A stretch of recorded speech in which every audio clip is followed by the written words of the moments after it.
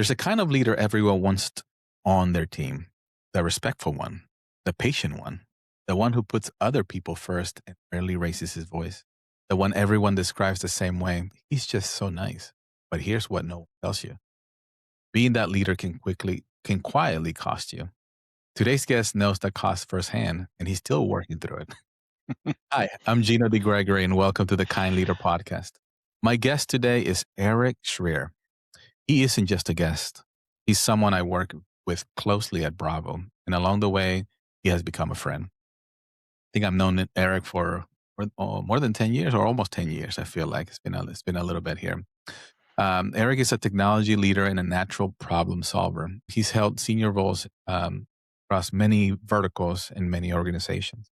Right now, he's in the middle of one of the more interesting transition of his career, stepping from technology side of the business into a technical sales role, where the work isn't about solving systems anymore. It's about building and growing relationship. He was born in Fairfax, Virginia, educated in the Middle East in London, which explains the accent we're about to enjoy. And the reason I asked him to sit down with me today isn't his resume. It's the way he leads. I respect him. I appreciate his patience and the way he really cares about people.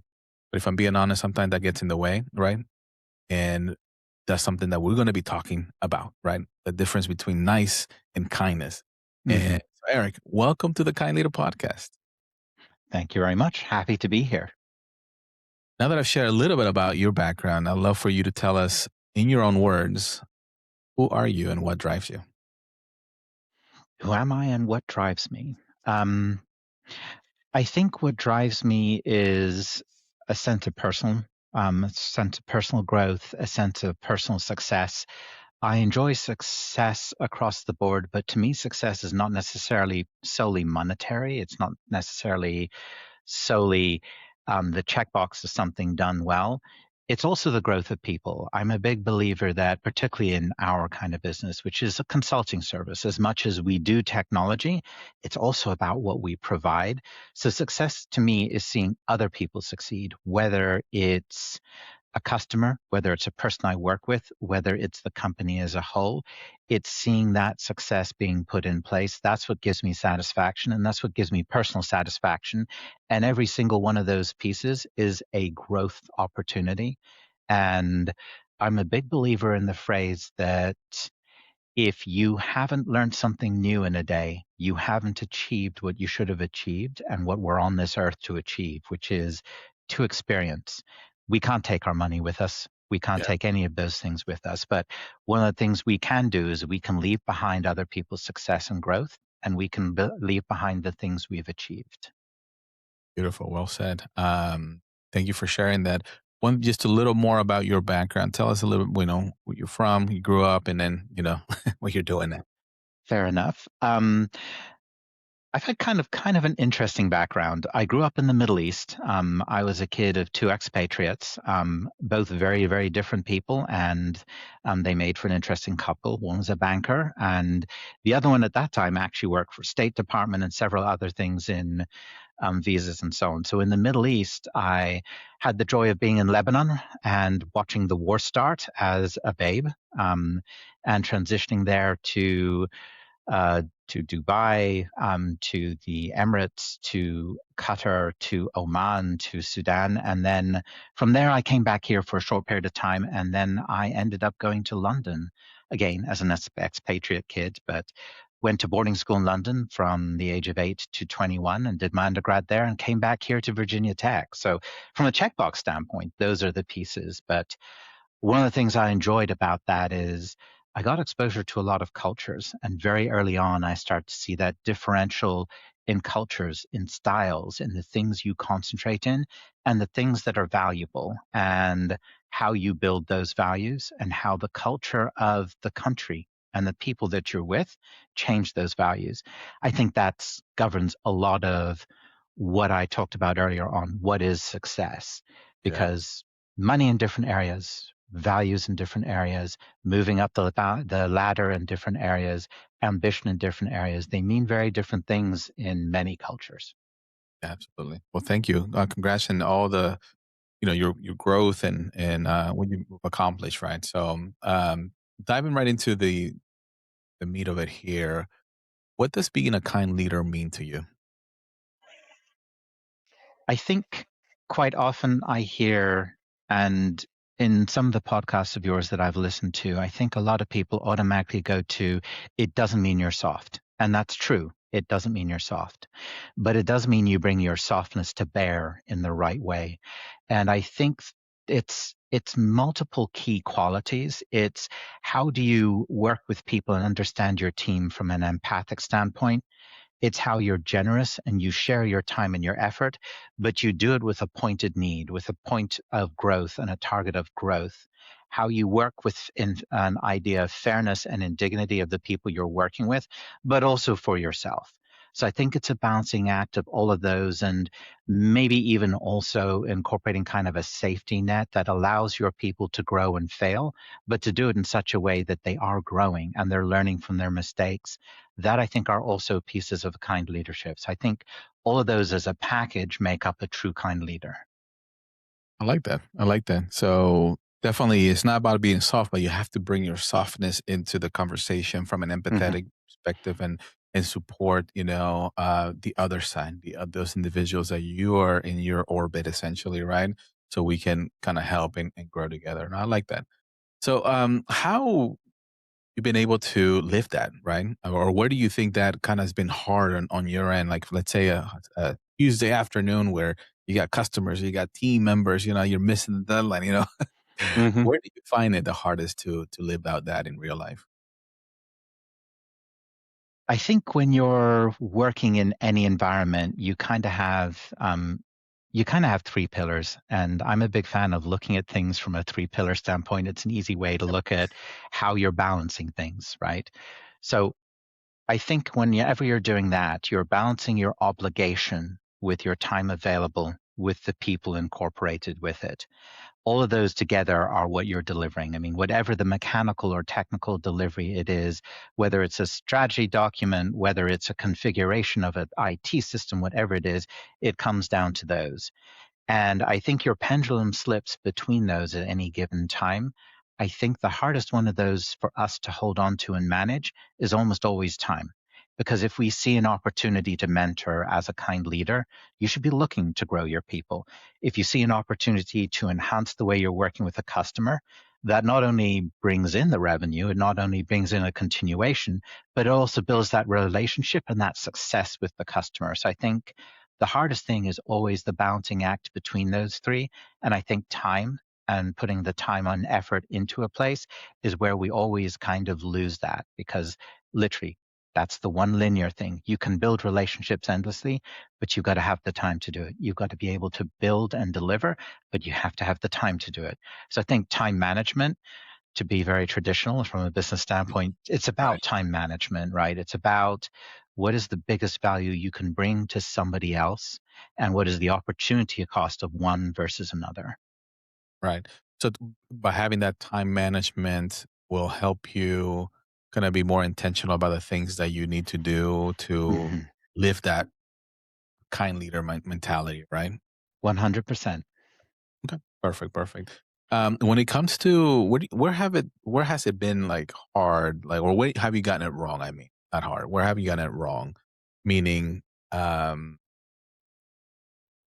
in the real, like when the situations where you have to do something then with that, and there's that fine balance where you Hmm. can no longer, like be that soft. You have to be a little hard to be a little more direct, right? You have a story or something that you can share with that. Oh, I think one of those with, more than 30 years in business and different markets and so on, I think it's kind of hard to choose just a single one. You kind of want to almost amalgamate a couple of. Yeah. Um, I think one of the biggest things the is the choice often of quality versus delivery and time um, versus speed of delivery. I think that piece of it is where it is. And what's coming to mind is when you're holding multiple hats, and I'm one of those people that tends to hold multiple hats. I tend to think in multiple ways at the same time. I don't multitask so much as I think about different aspects of everything I'm working with on a continuous basis. When you're doing something like that and say you're developing an operations capability within a company, and right now what I'm thinking of is the contracts organization stuff that we did a couple of years ago. When you dive into actually building those processes, there's what can you do at speed in order to continuously deliver?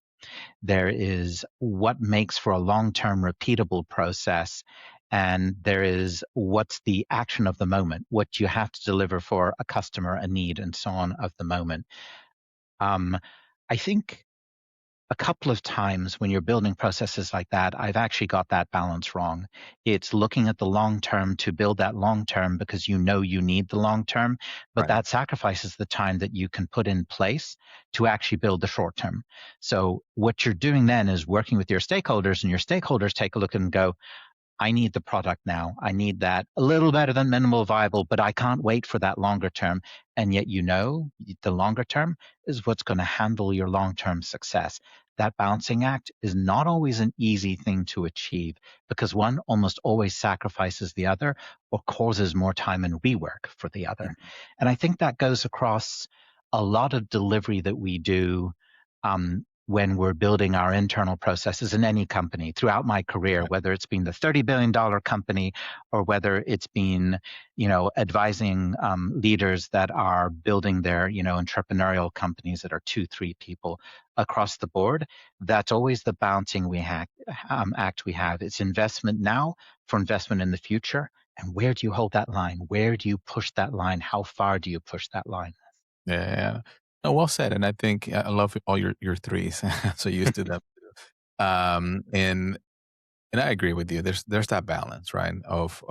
There's so many things, including right the balance of being a kind leader and accountability and pushing, as well as timing and all that stuff. So I Hmm. get that, and that's the difficult part. But it all starts also with yourself, Yes. being aware of what your strengths, being aware of what your weaknesses are, right? Being aware of what your experiences can contribute to the situation and how you go about solving problems essentially at the end of the day. So that's been something that's been not a struggle for myself, but something that I've been learning throughout this last decade. Understanding my skill set, understanding my gifts, right? Understanding how I can focus in areas that are going to help the ecosystem around me Hmm. instead of keeping the ecosystem, instead of raising it, keeping it lower, right? So, where have you seen yourself from that perspective? Like being do you self reflect, and where do you think are some areas that, as a kind leader, you could be continue to improve? Hmm. I do actually self reflect a lot. That's something that I folded into the way I work um, a long time ago. And I think we talked about problem solving. I often look at self reflection as a problem solve. It's a cycle in the same way that, we talk about Six Sigma with plan, do, check, act, and we talk about the different getting things done methods and all these different methods. They come down to a couple of different things, which is basically investigate, analyze. How do you react and how do you change that? And then iterate it, right? And come back and iterate it. And I'm a big believer that as we go through life, we build our tool chest of tools, of experiences, of the things we have. Sometimes those are a tug of war whenever we're doing this. But for me, I think that whole cycle of taking that self reflection on a continuous basis. So sometimes for me, that's a meditation. Sometimes for me, that's sitting on the deck on Saturday morning with a cup of coffee and staring at the fountain and water that's out in front of my house. It just makes me feel kind of zen to hear the water rushing. Sometimes that's I'm going to sit between two meetings because I just had one meeting and the next meeting coming up is going to be a replication of the first. And I didn't like something I did or that somebody else did or that somebody else presented. And looking at that going, how can we make that better? And I think that's the big thing in all of this. It's a mindset of how do you make it better? How do you treat other people better? How do you engage with other people better? How do you engage with the problem better? it's never a reflection backwards on this was wrong. It's how do you get it more right, to coin a horrible phrase, but how do you get that more right? How do you evolve it into the right direction? Fair enough. I like that. No, thank you for like I said, it's about that reflection. But one of the things Hmm. that I like about you, I've only known you, is the problem solver, right? The having that mind. I think it's like that. Whenever I picture your mind, is this like this spider web of things, and you're able to kind of pull different things, and you come up with some beautiful solutions to a lot of very complex problems, right? Where does that come from? How why do you think you're wired like that, and where does that come Oof. I would like to say that that's a lot of experience, but I think I'm going to take this in a slightly different direction. A bunch of years back, I worked for a startup company actually in Virginia, right before the dot-com bust. And one of the ladies I worked with, shout out to Carol, great, fantastic lady. She walked in, she told us, one of the problems in our company is we don't think about how people think.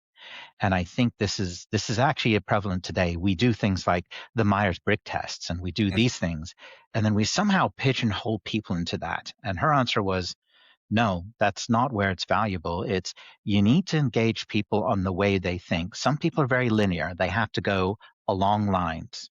Some people kind of think in branches. I've got this, and I'm going to make this decision and this decision, and you fall along those decisions. Some people think literally, artists are quite often characterized with this. They think in balls or domains where there's all these Right, right, different balls and they kind of gather and pull them together. And then that final type of mental sort of state is what I'd call a snowflake or a web. And that is they think on a point and then they kind of explode out. These are all the things that affect it and then contract it. And I'm one of those. I look at the item and then I think about all those things that it can contract and grow to and that affect it. And then I pull it back in. It's almost like that SWOT analysis, the strengths, weaknesses, opportunities, threats analysis, but it's written in like 6, 10 dimensions. right. But it's that kind of idea. What's my item? How, what are the strengths of it? What are the weaknesses of it? What are the threats to it? What are the opportunities to it? But I add to that, what's the people effect of it? What's the leadership effect? What's the mentorship? What's the growth opportunity? And I think as I'm doing it, I kind of watch or almost hear my mind kind of looking at a problem from that standpoint, or each node of a problem from that standpoint to try and bring that all into account. The weakness in that is that's a lot of information. Yeah, And really thinking about it and successfully pulling that together means taking a step back and thinking it through. And when you don't think that through, you don't get the chance to really get that chain of events that gives you a proper solution. You build ad hoc solutions. So it does come down to that thing we talked about earlier, time management. You need to have the time to put into some of those things to really make that work. But one of the messages I would give with that is, as a kind leader, and working through that idea of empathy and fairness and the dignity of a person, is trying to characterize a person in that sort of style. How do they think? How can you join and align with the way they think? And through that, how can you support that? And part of that is what drives them, yeah, which we often don't really dive into properly. We just make an assumption that somebody is driven by X. And part of that is, what drives the processes around them. What are they dealing with? What are they working with? How do we understand them in that chain of events, or understand them and their role in the problems? Because a lot of our problems are not technology. They're not process. They're the people around that and the failure of the process or the technology's solution to actually envelop them. And that doesn't yeah. matter whether that's using an electronic lock on the door, or whether that's, painting your deck, or whether that's reaching out with your child and going to a recital. Whatever it is, it's still how do you fold all that thought in such a way that you can successfully navigate it. Right. Man, well said. I really like I said, you're since I known you, you've always been a great problem solver, right? And I'm always curious about, where that came from. So thank you for explaining that. And I love you tying it into the kind leader and what it means, right? That especially on the empathy side. No matter Hmm. what solutions that you're bringing to the table and problems that you're solving, it's not about technology. It's not about the problem itself. It's about the empathy and understanding the people. You said it well, Hmm. right? Yep. Really understanding the people at the end of the day, because the people are going to be the ones implementing whatever solution, right? And whatever the challenge is, and, Hmm. and understanding that that's the biggest thing comes to being a kind leader. That empathy is very important, right? And if you're in an Yes. organization where a small team, right, or a large team, doesn't really matter, is if you could have that empathy and understand what you're solving, that's going to take you so much farther, right? And would you Hmm. agree that a lot of your problem solvings kind of styles and things that you come up with, you do put some of that empathy, maybe, and so, right? Yes. I think actually the empathy and treating people with dignity and generosity in the process, I think all three of those is essential to any solution that you bring into place. And actually, really into anything that you work with, whether you're leading or whether you're just engaging. And there is a difference between those two. Sometimes you lead from behind, sometimes you lead from in front, and sometimes you are the catalyst in the process. So sometimes you're sitting to the side of it and catalyzing and pushing it. I think there are different ways to lead. And as you're looking at that, there are different ways to bring that empathy, the dignity, the analysis of the person, and at the same time, the recognition of the truth and the value of the person, how to fold that into a solution or how to fold that into a problem solve. Absolutely. Let me take a different angle to the same Hmm. kind of almost question. And let's say, the customer or whoever you're providing the solution doesn't get it or takes it almost like, this is not going to work, go back, or Hmm. like, how do you communicate? How do you influence that, for people listening, right? Because I've seen that a lot, Mm. right? Hmm. I think that's a really hard question. I almost want to say, give me the scenario and then I can kind of dive into that. But let me take it back and take a general look at it. I think more often than not, when when you're working with a person that is, I'm going to call it standoffish or blocking as you're working with them. I'm sure there are kinder and unkinder words that can go Of with course. that for a lot of situations, right? And sometimes I think that's also part of it. And I went there for a reason is sometimes your head will automatically go to the unkind word. And I think part of it is, first of all, take a quick analysis and go, why that unkind word? Does that tell me something about the situation that, my gut, my heart, my ego, my brain, all those pieces that are soft and not analytical are telling me something? What are they feeding me? I think the first thing is take a step back, a mental step back and analyze the person from the standpoint of what could be driving this person. Um, is this a reaction to history? Does that what it feels like? Is this a reaction to the person? Is there something about me that I said and did, or something about that was represented in this team that is, or this meeting or this group that's driving this? I think part of this is it's about taking that step back and it's about analyzing the situation in that kind of cause and effect, but it also comes down, and I guess for me, this is probably the most important piece in a kind leader, whether you're young and up and coming and you're not truly a leader yet and you're growing, or whether you're seasoned or whether you are actually sitting in the CEO role, is to take a step back and look, to think, to feel what that person is feeling, not to put yourself in those shoes. I think that's an overused phrase. You can't put yourself in somebody else's shoes ever. But what Right. you can do is you can get a little bit of a feel of what those governing pieces are and maybe poke at those. Make a joke out of a piece of it, or, make a joke on yourself, do a self reflection, use an experience you have as part of a joke to actually try and puncture that veil, to try and poke the hornet's nest, if you like, to try and decide and find what that person's feedback is. Um, I think that can be done a lot of ways. It can be done politely. It can be done kindly.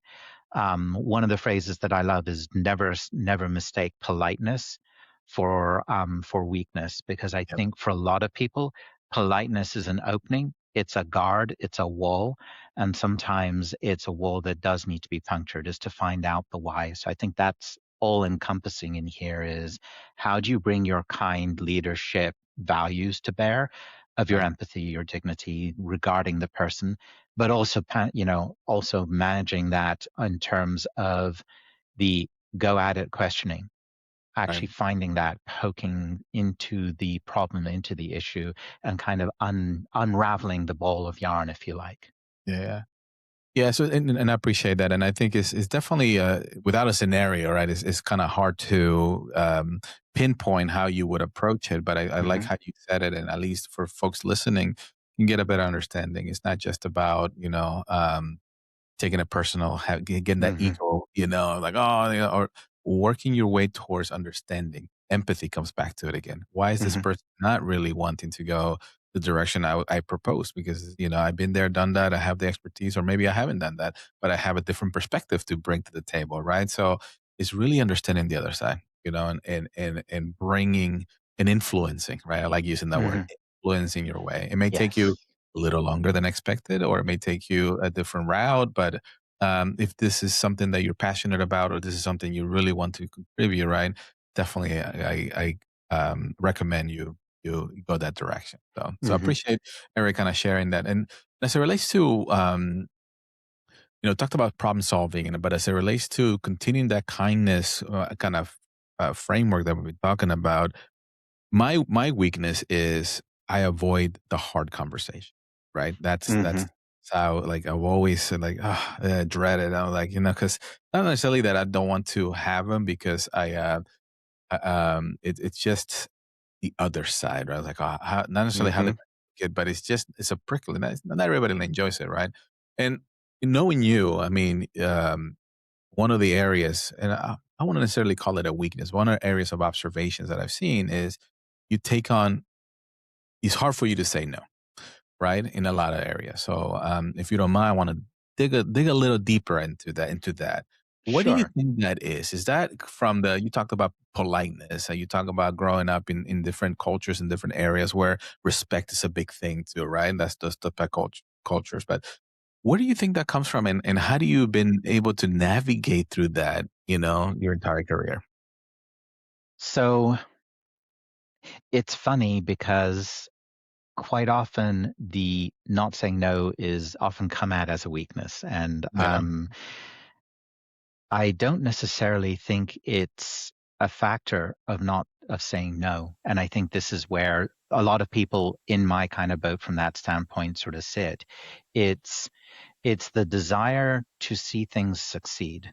It's knowledge that you can navigate something more successfully and more rapidly than somebody else and get it done fast. And I think it comes to maybe a little bit of a time management, in a sense, shortfall of I have time to do this. I have X time to do this. And you can say yes to it and get that done, get it done faster and better than anybody else can, or believe that you can, or at least lay the foundations for it. And then you kind of get stuck with, okay, I said yes to this, but now there's an emergency and there's another yes because there is no choice.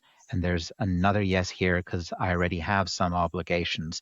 I think it's the factor of saying no is often driven by a misbalance of what you believe you have available, what you can get done in a time frame, and it's also knowing and having that knowledge that that item or that thing must absolutely be done. And quite often we say yes to things that we know there's a need to have done. We know that it's the foundation for something else. We know that it's a blocker for the next 10 people doing their activities.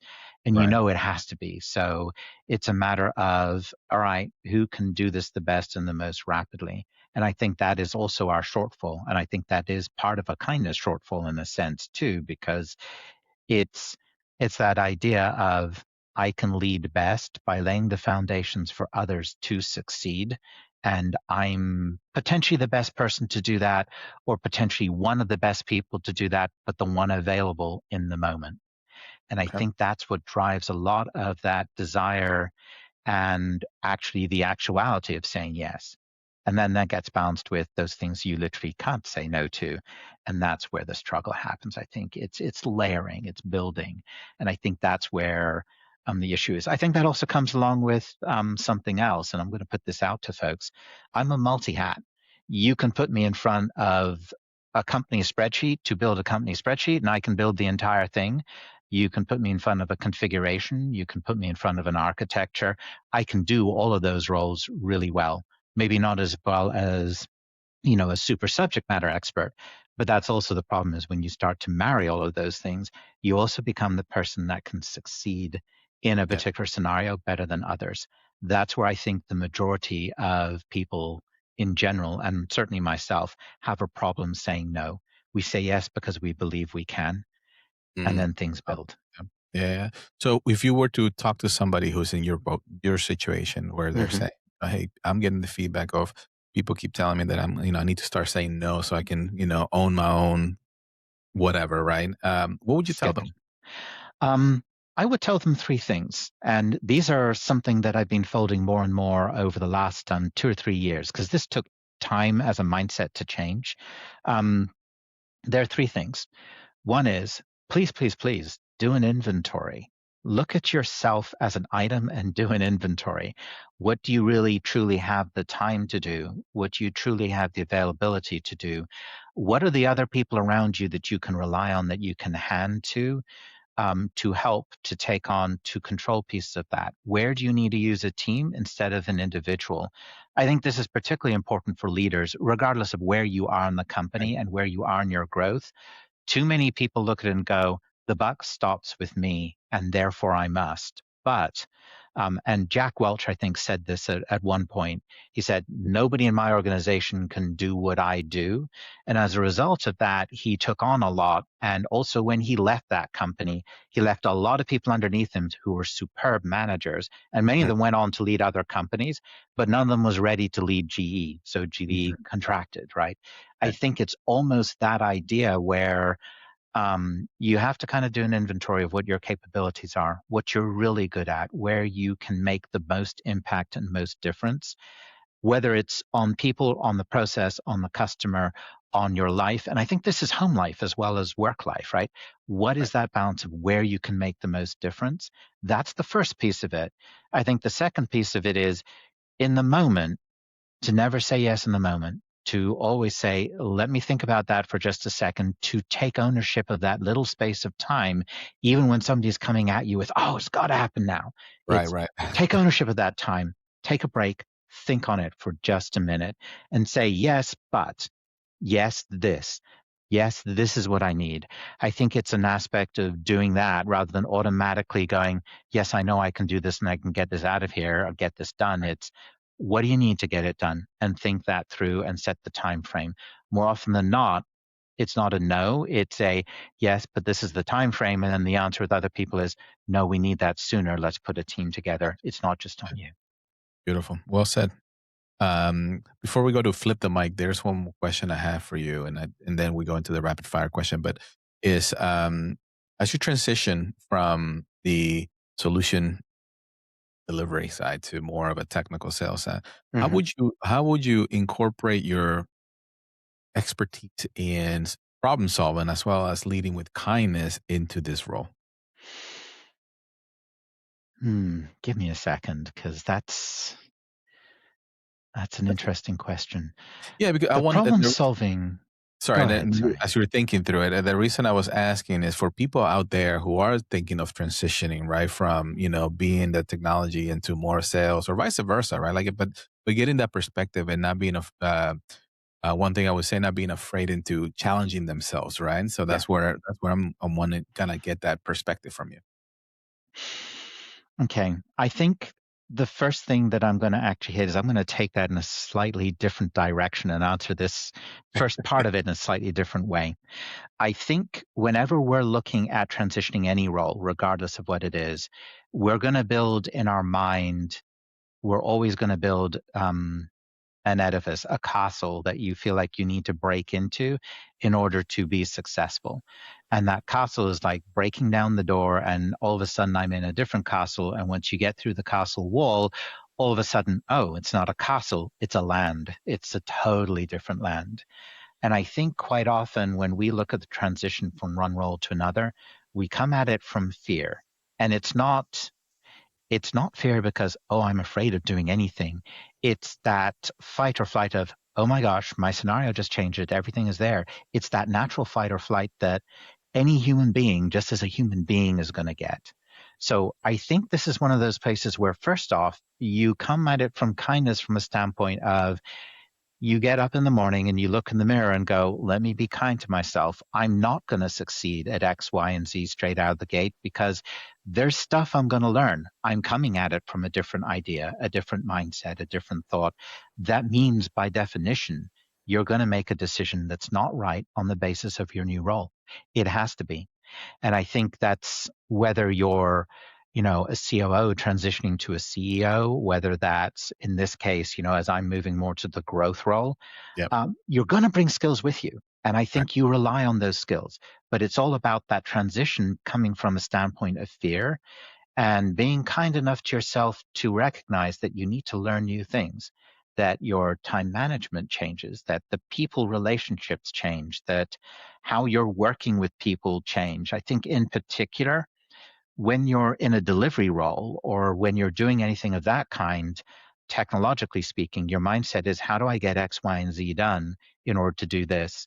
I think from the growth role, that mindset alone changes to, I've got this portfolio of technology. How do I architect a solution that's value propositional to the person you're working with, but also the people that you work with? Now all of a sudden you change the way you look at hierarchy, the way Yeah. you look at people, because in a delivery or a technology role, it's always about what's your hierarchy down, right? And what's your hierarchy across. I Right. think when you're talking about a growth role, it's forget all of that. It doesn't matter. I need this person, and this person because they're the decision makers. And it doesn't matter whether the decision maker is the person on the ground who's the systems analyst or whether it's the CEO. They're all free game. And I think that's actually a very big mindset change for Yeah.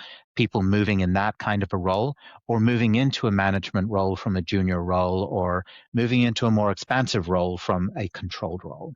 Yeah. Absolutely. Well, perfect. Perfect. Well, I think we ran out of time for the flip the mic, so we'll go and skip right to it. No, I'm just kidding. Uh, Uh-huh. Mm-hmm. let's go ahead and do the flip the mic, sir. What question you got for me?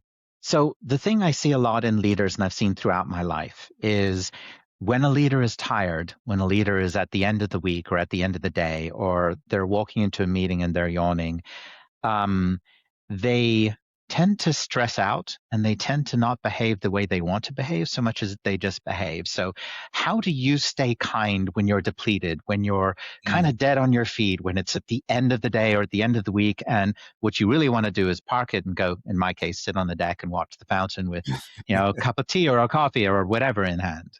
Yeah, yeah, no, that's a great question, Eric. And I think for depends on the scenario too, but also for me, one of the rituals that I do meditate in the morning, right?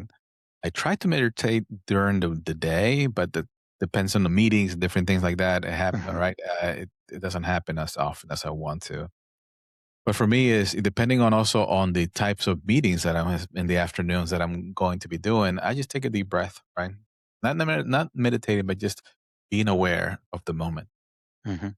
right? Because I think a lot of times is we're in that mind a lot, right? Solving problems, answering questions, uh, delivering solutions to our customers, and we're a lot of it in the mind, right? And in a lot of those reactions of negativity or emotions, right? A lot of that's in the mind. So the minute you realize, let's bring that down, that energy, right, towards the heart center, and or realize, hey, I'm breathing, right?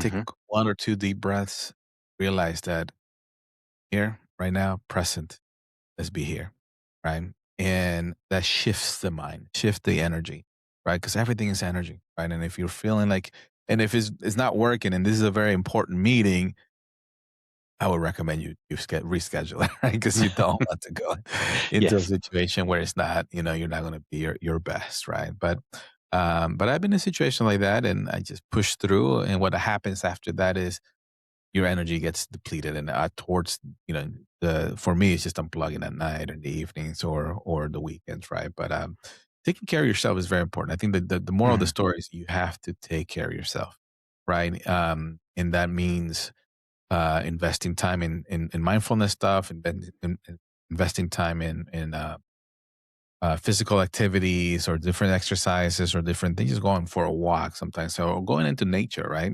mhm, Sometimes gets you into the zone, but that's very important. You can't fill other people's cup if you don't have anything to give, right? So keep filling your cup. Make sure you prioritize yourself, or you keep investing in yourself. As you do that, as you become that better version of yourself, other people will be in a other people will understand. Other people will um, go with you, right? And see mhm. the growth that you're making, and continue to work towards that vision direction that you have. So thanks for the question. Appreciate it. Real quick, rapid fire questions. I got three for you. One is might be some weird question here, but just go with it. Best lesson London taught you about leadership. Um, so I went to a boarding school that had a, very hierarchical point of view.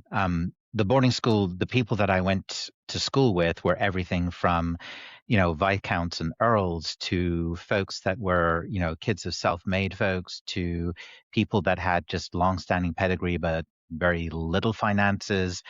It was a wide range of people and a wide range of strata. Um, and in London, in particular, that's a hierarchy, right? Yeah. You've got your queen, and you've got all the Yeah. hierarchies going down. Um, what I learned is, regardless of where you are in that hierarchy, you're all still people, Yep. and you can engage anybody in some way or other, and you can find a common ground with anybody at any point if you try hard enough and you work hard enough. Sometimes that's giving, sometimes that's taking, sometimes that's educating in order to make it happen, but you can always find a common ground. And I think, again, that's part of that aspect of Yep. kindness too, right? You can always find Absolutely. a common ground if you try and you work hard enough, and you're also flexible enough yourself. Yep. Inflexibility is the enemy of that. Oh, I like that. Okay. One word for the version of you when you said yes one too many times.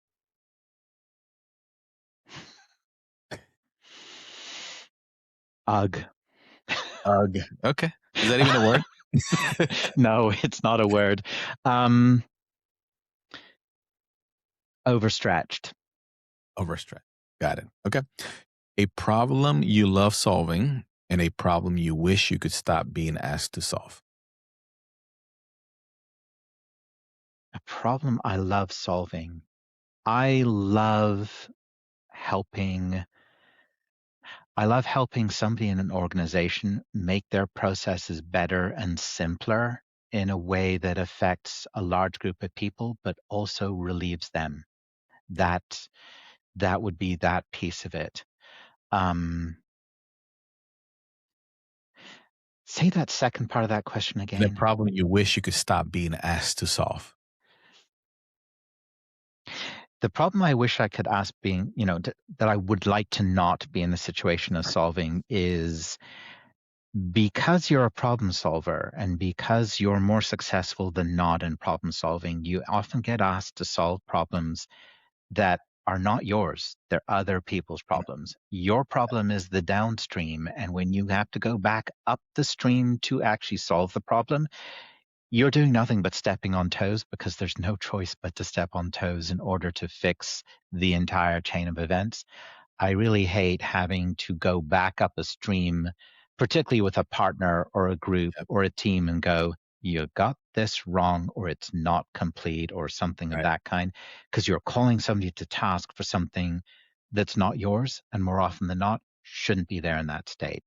Yep. That that always, first of all, drives me up a wall because it's a time sink, but more importantly, that means that you now have to very carefully navigate Yep. all the people up there, which is an emotional drain. Yeah. Absolutely. All right. So we're running out of time here. So the next few things, as we're closing now, we're going to be as brief as we can. I know somewhere out there, there's a leader listening who's exactly where you've been, right? The nice one, the generous one, like hard to say no. What's the one truth you want to leave them with today? Hmm. I think if I had to pick one truth, it's you need to be kind to yourself and you need to think of yourself and you need to take that step back. You need to meditate on items. You need to meditate on where you are. And while you may not necessarily know where you want to be, you need to know what your pathway is to grow, even if you don't necessarily know what your pathway needs to be in the end. You will change, you will grow over your lifetime. Some of us can stay with a goal. Some of us, as we grow, find that the goals we wanted fall by the wayside. The most important thing here is to treat yourself with the kindness that you'd expect others to treat you with and that you want to treat other people with. And that means respecting where you are, what you've learned, what you've grown. And if you're altering and changing your direction, understanding that you're about to relearn something new and accepting that you will fail at it. And then fail is it's a valid state. It's a kind state to be in as long as you learn from it and don't repeat. Beautiful. Thank you, Eric. Appreciate you joining the podcast today. This has been a great conversation. I got to know you a little bit more too. Some of the answers I pushed a little bit there, but I really wanted to, which came out a great conversation here for people to understand not only you, how you think, how you are as an individual, but what people can learn too, right? And take away some of those things that they can incorporate it into their own life, into the things that they need to, right? Because kindness at the end of the day is what I'm trying to say is kindness and niceness are not the same thing, right? Hmm. Niceness keeps the peace and kindness keeps the truth. Not sure if you ever heard of that, right? And every leader I respect, including the one across from me right now, still learning how to choose the harder of the two when it matters the most, right? That's something that we're going to continue to do, right? We Hmm. having that balancing act. So here's what I want you to do this week. Think about one conversation you've been avoiding because being nice felt easier than being kind. Have that conversation. Don't make it perfect. Just make it honest. So, Eric, where can people find you and reach out to you if they want to connect? The best way to connect on with me is actually on LinkedIn. So that's E. Schrier on LinkedIn. Please feel free to do that. And from there, drop me a note. By all means, also drop me an email at eschrier@bravocg.com. I would love to engage with any of you. I always love to learn. If I'm a big believer that if you stop learning, then you've gotten too old. So keep learning and keep growing and keep kind. Awesome. Thank you very much, Eric, for being here. And for the audience there, thank you for joining the podcast. And I'll leave you with be kind, bring value, rise together. Have an amazing day, everybody.